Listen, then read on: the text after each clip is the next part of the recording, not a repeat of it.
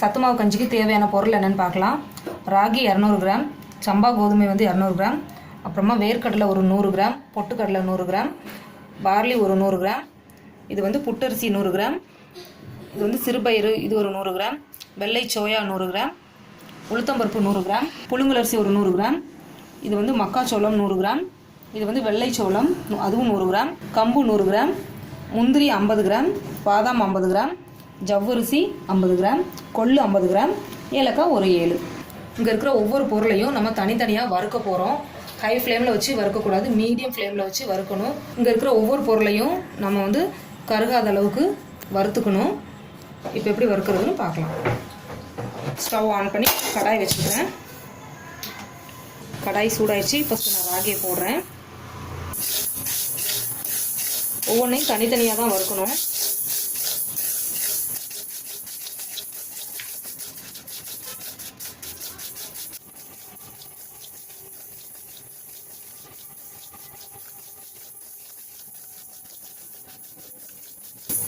ராகி நல்லா வறுத்தாச்சு. இப்போ இதில் ஒரு பாத்திரத்தில் கொட்டிடலாம். அடுத்து கோதுமை போடுறேன்.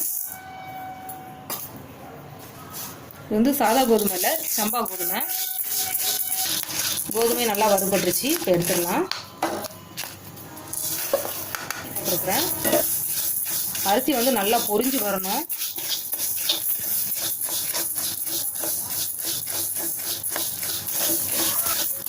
அரிசி நல்லா வறுபட்டுருச்சு. இப்போ எடுத்துடலாம்.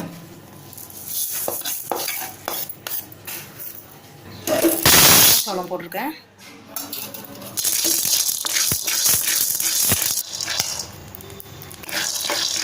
சோளம் நல்லா வறுத்தாச்சு. இப்போ எடுத்துடலாம். இப்போ புட்டரிசி போட்டிருக்கேன்.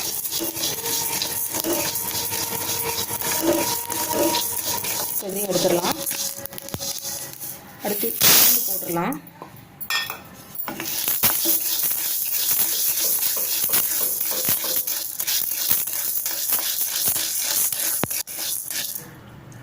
இப்போ உளுந்து நல்லா வறுபட்டுருச்சு. இப்போ இதையும் எடுத்துடலாம். அடுத்து வெள்ளை போடுறேன்.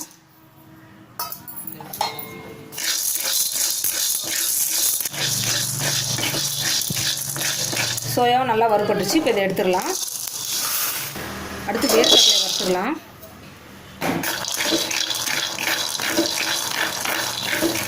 வேர்க்கடலையில் வந்து சொத்தக்கடலைலாம் இருக்கும், அதெல்லாம் நம்ம பார்த்து எடுத்து போட்டுடணும்.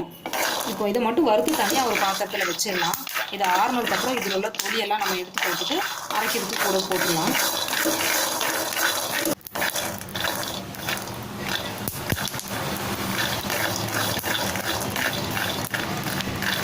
கடலை நல்லா வறுபட்டுருச்சு. இப்போ இதையும் எடுத்துடலாம். அடுத்து பார்லி போட்டுடலாம்.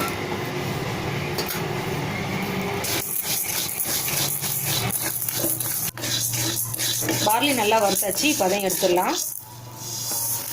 அடுத்து சிறுபயிறு போட்டுடலாம்.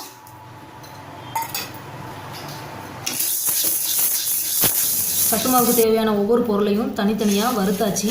இப்போ வறுத்த எல்லா பொருளையுமே கொஞ்சமாக ஃபேன் காற்றுல ஆற வச்சிடணும். ஒரு 5 நிமிஷம் ஆற வச்சா போதும். அதுக்கப்புறமா ஒரு பாத்திரத்தில் போட்டு நான் மிஷினில் கொண்டு போய் இதை அரைக்க போகிறேன். நம்ம வீட்டிலே இது மிக்சியில் அரைக்கக்கூடாது, நம்ம மிஷினில் கொடுத்து தான் அரைக்கணும். அரைச்சாதான் நல்லா நைஸாக அரையும்.